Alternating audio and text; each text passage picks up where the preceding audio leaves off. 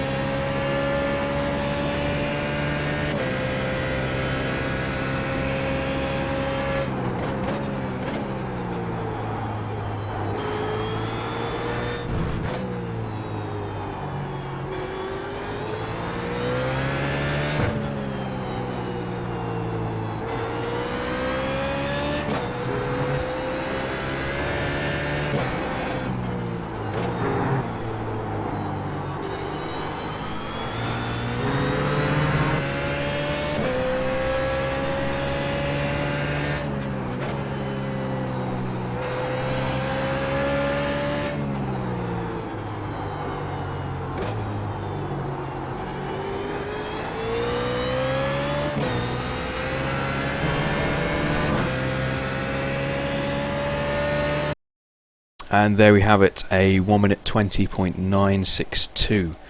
Remember, this is driven in default weather with 20% rubber on low fuel to represent a qualifying run. The car, however, is only about half a second slower on a full tank, since much of the lap is spent cornering where the car arguably has a better balance when loaded up with fuel. It's also worth noting I'm using the exact setups in all these video tutorials as they are uploaded to the VRS data packs. Okay, so what we'll do now is we'll go into the lap in further detail. So obviously approaching turn 1, you need to be choosing your braking point. It's quite a brief braking zone with not too much pressure. I don't even think I get just up to about 50% initially on the brakes, and I'm braking just before the 100-meter marker here on the right, so probably about 120. It might be in yards actually, since we're in the States. But yeah, so you want to be coming off the brakes as you go sort of under the bridge. So yeah, just as you come out under the bridge, you've bled completely off the brakes, and then it's just a matter of being patient to make sure that you get the car to stay in nice and tight. Now notice also that I'm actually turning in very soon. There's quite a few things going on as I approach this corner. So I'm coming off the brakes, and now I'm fully turned in. But importantly, I was turning in as I was coming off the brakes there. Otherwise you're going to miss the apex. Now I'm turning in quite aggressively at this point, and we're really close to this pit lane curb on the left. You want to get as close to that as you possibly can, ideally without actually making contact with it, because it will upset the balance ever so slightly. And then maintaining that steering angle, I'm actually getting on the power quite hard now, and then as I get to full throttle, I then open the steering up. You want to be opening the steering as you get to full throttle, otherwise you will probably induce oversteer.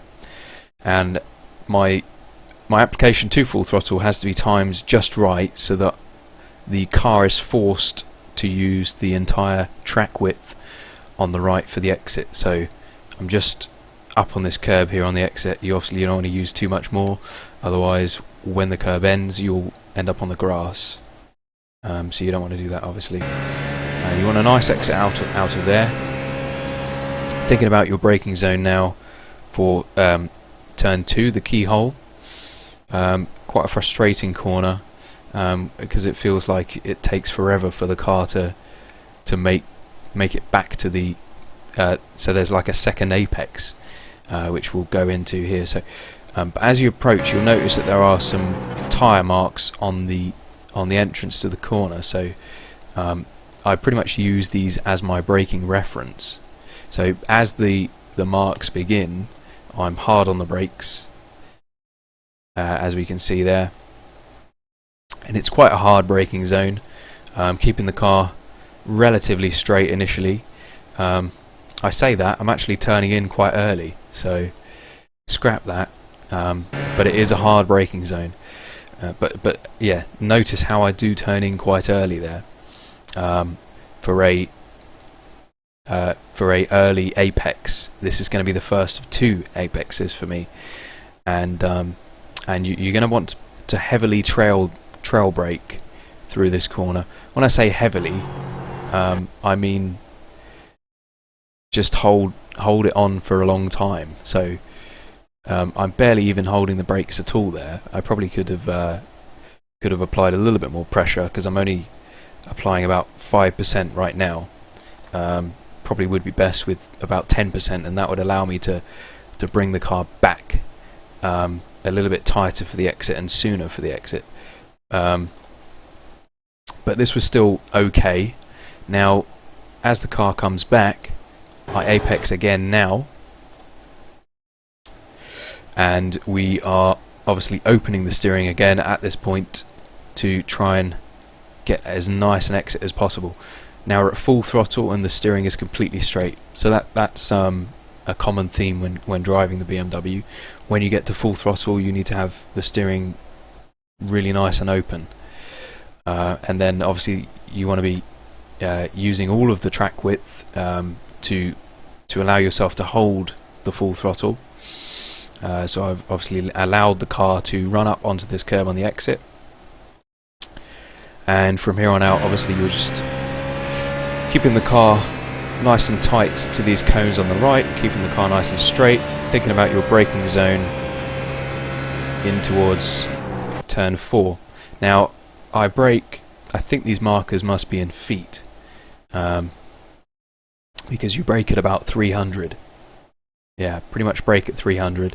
There are some marks on the actual circuit which I tend to use as a reference. So there's one here, but then as we go forwards there's another one, well there's 3 actually, and it's on the 3rd patch. But a more reliable brake marker is obviously to keep these in your peripheral and to brake at 300. So you drop it down a few gears, no lower than 3rd gear. Quite hard braking initially, but then as you turn in about now, you're starting to bleed off the brakes. Now I'm fully turned in, but I'm actually just breathing on the brake pedal still, just trail braking slightly, but I'm turning in quite hard at this point, and it's important to make contact with this curb on the inside.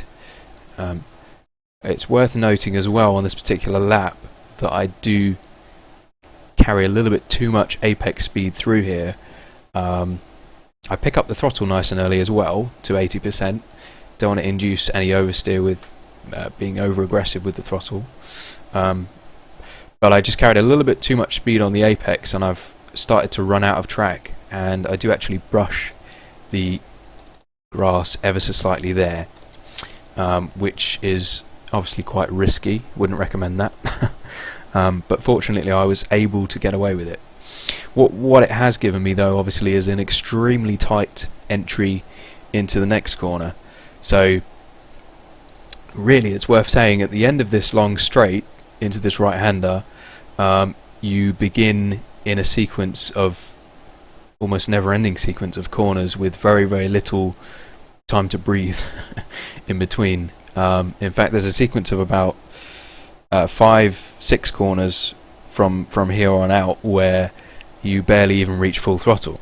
So it's important to obviously consider how the exit of one corner affects the entry into the next. So I've obviously ran quite wide out of turn 4 here, which is giving me a tight entry into turn 5. But it's okay. That's okay. You can keep a really tight apex as well. I've slowed the car down. I've made sure that I've slowed the car down enough to keep a tight line through this corner. Just coasting ever so slightly. Now, as the car crests over the top here, obviously the rear end will go light, and as you're trying to get back on the power for a good exit, you'll notice how little traction you have available. So as a result, you have to be very measured as you get onto the power, and obviously you need to be opening the steering as well. So that's what I'm doing. It's taken me a while to get to full throttle there, and I'm sort of playing with the wheel, kind of seesawing at the wheel slightly, just to anticipate any oversteer. Fortunately there was none, so I'm able to then obviously keep the car immediately over to the left. So I've pretty much been tight on the entry into here, and then immediately tight again on the exit, to give myself a nice wide entry into turn 6, which then leads into the S's, which so the line entering here at this stage is extremely important, all the way through 7, 8, and then finally 9. So just trail braking slightly, a nice wide entry, decent amount of apex speed, but I'm very neutral with the car at this point. I do make contact with this curb, and then picking up the throttle just after it, and again we're travelling very slowly at this point, so there's not much downforce, not much grip available, not much traction available, so I'm only at about 75% throttle. I do eventually get to full throttle, but it's very brief. I immediately come back out again as I bring the car back over to the left to sort of straight line and carry as much speed through 7 as possible. So just still not at full throttle, still measuring, and the car is going to crest at this point, so it's risky whether you want to be at full throttle before that point. But now, as I'm over the crest, now I can finally get to full throttle confidently, but I'm still steering over to the right now to shorten this kink as much as possible. But then as I'm over the curb, like I am now, again I'm having to lift out of the throttle, just breathing out of it. So I'm kind of interconnecting all of these corners together into one nice flowing line, if you like. Now into turn 9, the braking for here is very, very treacherous. I guess because the track is dipping away from you, but also because you're turning right whilst braking. So if you look at my brake input there, it's extremely minimal. But I'm holding the brakes for quite a long time, so I start braking quite early, so pretty much before this black patch of tarmac has ended I'm on the brakes, but I'm only at like 30-40% braking, but I'm holding it, waiting for the speed to come down, dropping it down into 3rd gear. The car has run wide onto this curb here. What you don't want to do is overdo it and put a wheel onto the grass, because you'll end up in these tyres, which has happened to me many times. And then you normally have to kind of wait for the car to settle, because you really the car likes to get really out of shape. That's why you don't want to over brake the car. So 30-40% just to bring the car's speed down nicely, and then holding trail braking as you turn in to ensure that you keep the car tight for the apex. A lot of the time, if I'm not trail braking, I'll struggle to hit this apex here unless I really slow the car down. So if you want to carry the speed into the apex, you want to maintain that trail braking pressure. and then as you crest, get back on the power, but quite carefully and measured. So again, only 70-80% until the car straightens up on this exit curb, and you open up the steering, and the circuit levels out, and you get to full throttle. A very, very short amount of breathing space now up here until turn 11. So this is actually turn 10, this kink, but then it leads into the left-hander, which is 11. Bring the car over to the right, really close to this barrier. I have brushed it on occasion. Obviously you don't want to do that, but you want to start braking at about the 200 marker. So just before that, actually, looking at that, it's about 250, 240, and then immediately start turning in for the left-hander. This is quite a fast corner, so you can carry quite a lot of speed into it, so the braking phase is very short in duration. So the car's quite nice and balanced there. I turned in quite early, so I didn't have to really trail brake at all here. So able to pick up the throttle nice and early as well, which is what you want. I'm going quite fast, so I can get to full throttle as well quite soon, but notice how I have to open up the steering to make that allowance, that traction allowance. And obviously the car is going to run out wide on the exit of that corner, which is going to give you a tight entry into the never-ending final corner, the carousel.